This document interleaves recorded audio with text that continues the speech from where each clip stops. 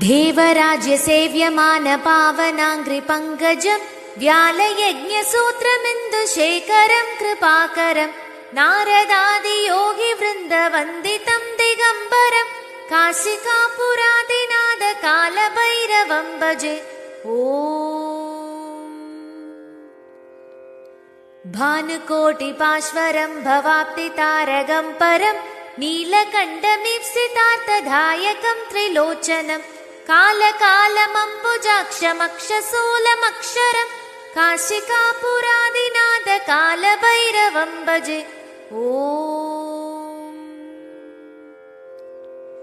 शूलडङ्गपासतण्डपाणिमादिकारणं श्यामकायमादिदेवमक्षरं निरामयं भीमविक्रमं प्रभुं विचित्रताण्डवप्रियं काशिकापुरादिनाथकालभैरवं भजे।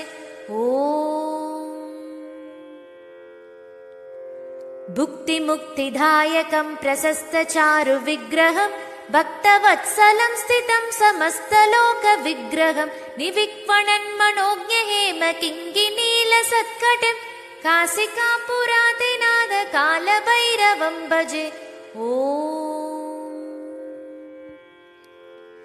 धर्मसेतुपालकं त्वधर्ममार्गनाशकं कर्मपाशमोचकं सुचर्मदायकं विभुं स्वर्णवर्णशेषपाशशोभिताङ्गमण्डलं काशिकापुरादिनाथकालभैरवं भजे।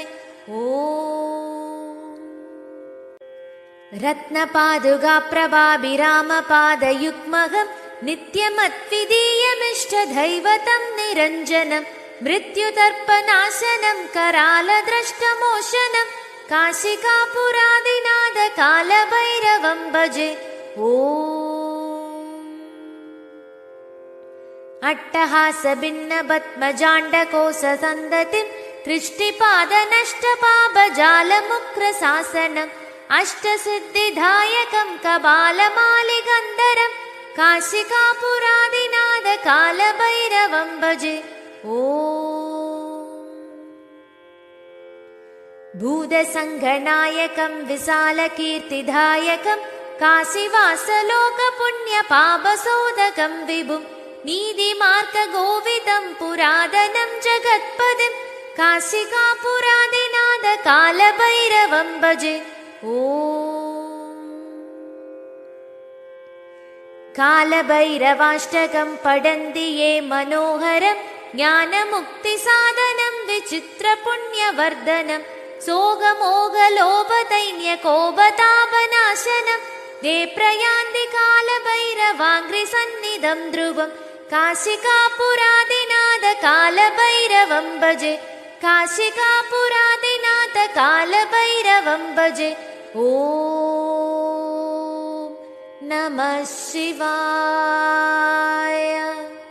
ॐ कालकालाय विद्महे कालतीताय धीमहि तन्नो कालभैरवः प्रचोदयात्। ॐ कालकालाय विद्महे कालतीताय धीमहि तन्नो कालभैरवः प्रचोदयात्। ॐ कालकालाय विद्महे कालतीताय धीमहि तन्नो कालभैरवः प्रचोदयात्। ॐ कालकालाय विद्महे कालतीताय धीमहि तन्नो कालभैरवः प्रचोदयात्। ॐ कालकालाय विद्महे कालतीताय धीमहि तन्नो कालभैरवः प्रचोदयात्। ॐ कालकालाय विद्महे कालतीताय धीमहि तन्नो कालभैरवः प्रचोदयात्।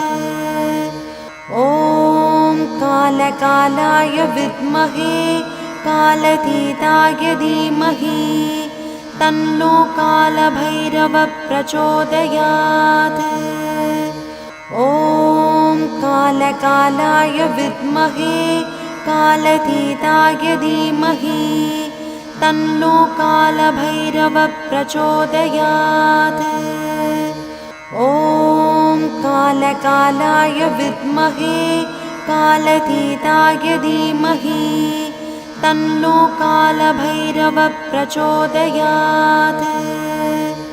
ॐ कालकालाय विद्महे कालतीताय धीमहि तन्नो कालभैरवः प्रचोदयात्।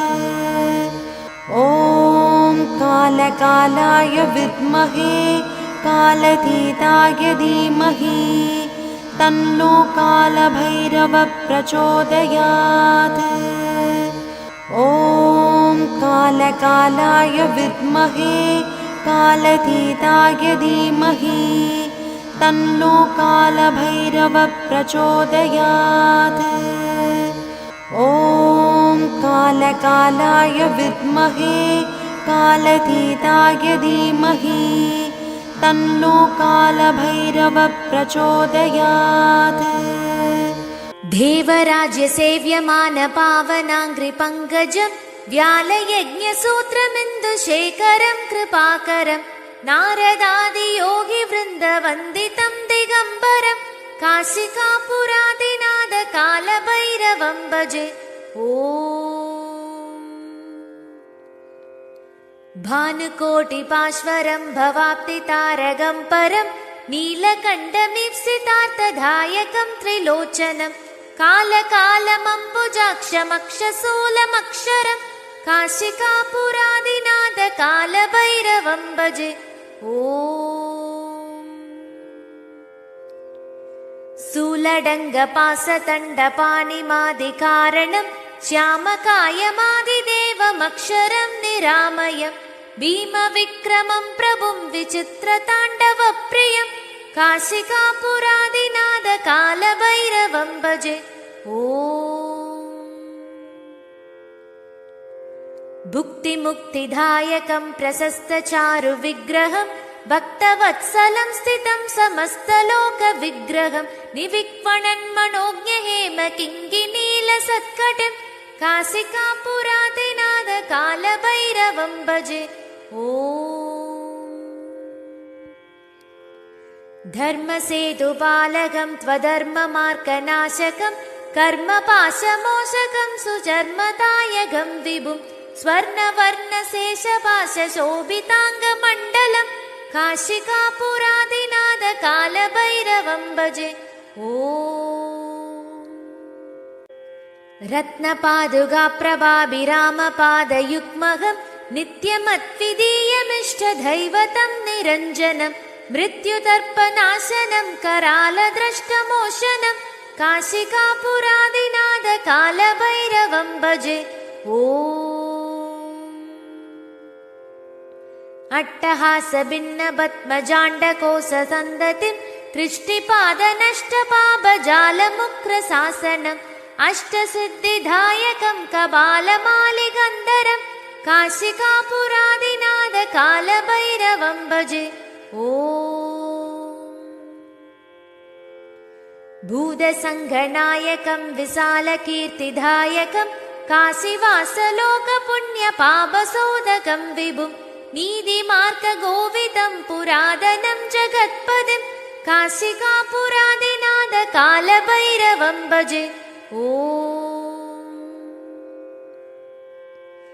कालभैरवाष्टकं पठन्ति ये मनोहरं ज्ञानमुक्तिसाधनं विचित्रपुण्यवर्धनं सोगमोगलोभदैन्यकोपतापनाशनं ते प्रयान्ति कालभैरवाङ्घ्रिसन्निधं ध्रुवं काशिकापुरादिनाथकालभैरवं भजे। काशिकापुरादिनाथकालभैरवं भजे। ॐ नमः शिवाय। ॐ कालकालाय विद्महे कालतीताय धीमहि तन्नो कालभैरवः प्रचोदयात्। ॐ कालकालाय विद्महे कालतीताय धीमहि तन्नो कालभैरवः प्रचोदयात्। ॐ कालकालाय विद्महे कालतीताय धीमहि तन्नो कालभैरवः प्रचोदयात्। ॐ कालकालाय विद्महे कालतीताय धीमहि तन्नो कालभैरवः प्रचोदयात्। ॐ कालकालाय विद्महे कालतीताय धीमहि तन्नो कालभैरवः प्रचोदयात्।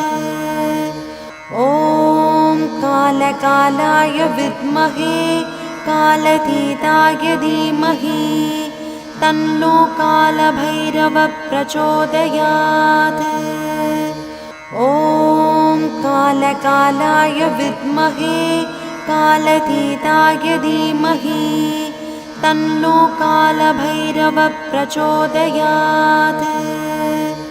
ॐ कालकालाय विद्महे कालतीताय धीमहि तन्नो कालभैरवः प्रचोदयात्। ॐ कालकालाय विद्महे कालतीताय धीमहि तन्नो कालभैरवः प्रचोदयात्। ॐ कालकालाय विद्महे कालतीताय धीमहि तन्नो कालभैरवः प्रचोदयात्। ॐ कालकालाय विद्महे कालतीताय धीमहि तन्नो कालभैरवः प्रचोदयात्। ॐ कालकालाय विद्महे कालतीताय धीमहि तन्नो कालभैरवः प्रचोदयात्। ॐ कालकालाय विद्महे कालतीताय धीमहि तन्नो कालभैरवः प्रचोदयात्। ॐ कालकालाय विद्महे कालतीताय धीमहि तन्नो कालभैरवः प्रचोदयात्। ॐ कालकालाय विद्महे कालतीताय धीमहि तन्नो कालभैरवः प्रचोदयात्। ॐ कालकालाय विद्महे कालतीताय धीमहि तन्नो कालभैरवः प्रचोदयात्। ॐ कालकालाय विद्महे कालतीताय धीमहि तन्नो कालभैरवः प्रचोदयात्। ॐ कालकालाय विद्महे कालतीताय धीमहि तन्नो कालभैरवः प्रचोदयात्। ॐ कालकालाय विद्महे कालतीताय धीमहि तन्नो कालभैरवः प्रचोदयात्। ॐ कालकालाय विद्महे कालतीताय धीमहि तन्नो कालभैरवः प्रचोदयात्। देवराज्य सेव्यमान पावनाङ्घ्रिपङ्कजं व्यालयज्ञसूत्रमिन्दुशेखरं कृपाकरं नारदादियोगिवृन्दवन्दितं दिगम्बरं काशिकापुरादिनाद कालभैरवं भजे। ॐ भानुकोटिपाश्वरं भवाप्तितारकं परं नीलकण्ठमीप्सितार्थदायकं त्रिलोचनं कालकालमम्बुजाक्षमक्षशूलमक्षरं काशिकापुरादिनाद कालभैरवं भजे। ॐ शूलडङ्गपासतण्डपाणिमादिकारणं श्यामकायमादिदेवमक्षरं निरामयं भीमविक्रमं प्रभुं विचित्रताण्डवप्रियं काशिकापुरादिनाद कालभैरवं भजे। ॐ भुक्तिमुक्तिदायकं प्रशस्तचारुविग्रहं भक्तवत्सलं स्थितं समस्तलोकविग्रहं निविक्वणन्मनोज्ञहेमकिङ्गिनीलसत्कटं काशिकापुरादिनाद कालभैरवं भजे। ॐ धर्मसेतुपालकं त्वधर्ममार्गनाशकं कर्मपाशमोचकं सुचर्मदायकं विभुं स्वर्णवर्णशेषपाशशोभिताङ्गमण्डलं काशिकापुरादिनाद कालभैरवं भजे। ॐ रत्नपादुकाप्रभाभिरामपादयुग्महं नित्यमद्वितीयमिष्टदैवतं निरञ्जनं मृत्युदर्पनाशनं करालद्रष्टमोचनं काशिकापुरादिनाद कालभैरवं भजे। ॐ अट्टहासभिन्नपद्मजाण्डकोशसन्दतिं दृष्टिपादनष्टपापजालमुक्रशासनम् अष्टसिद्धिदायकं कपालमालिगन्धरं काशिकापुरादिनाद कालभैरवं भजे। ॐ भूतसङ्घनायकं विशालकीर्तिदायकं काशीवासलोकपुण्यपापसोदकं विभुं नीतिमार्गगोविदं पुरातनं जगत्पदिं काशिकापुरादिनाद कालभैरवं भजे। ॐ कालभैरवाष्टकं पठन्ति ये मनोहरं ज्ञानमुक्तिसाधनं विचित्रपुण्यवर्धनं सोगमोगलोभदैन्यकोपतापनाशनं ते प्रयान्ति कालभैरवाङ्घ्रिसन्निधं ध्रुवं काशिकापुरादिनाद कालभैरवं भजे। काशिकापुरादिनाद कालभैरवं भजे। ॐ नमः शिवाय। ॐ कालकालाय विद्महे कालतीताय धीमहि तन्नो कालभैरवः प्रचोदयात्। ॐ कालकालाय विद्महे कालतीताय धीमहि तन्नो कालभैरवः प्रचोदयात्। ॐ कालकालाय विद्महे कालतीताय धीमहि तन्नो कालभैरवः प्रचोदयात्। ॐ कालकालाय विद्महे कालतीताय धीमहि तन्नो कालभैरवः प्रचोदयात्। ॐ कालकालाय विद्महे कालतीताय धीमहि तन्नो कालभैरवः प्रचोदयात्। ॐ कालकालाय विद्महे कालतीताय धीमहि तन्नो कालभैरवः प्रचोदयात्। ॐ कालकालाय विद्महे कालतीताय धीमहि तन्नो कालभैरवः प्रचोदयात्। ॐ कालकालाय विद्महे कालतीताय धीमहि तन्नो कालभैरवः प्रचोदयात्। ॐ कालकालाय विद्महे कालतीताय धीमहि तन्नो कालभैरवः प्रचोदयात्।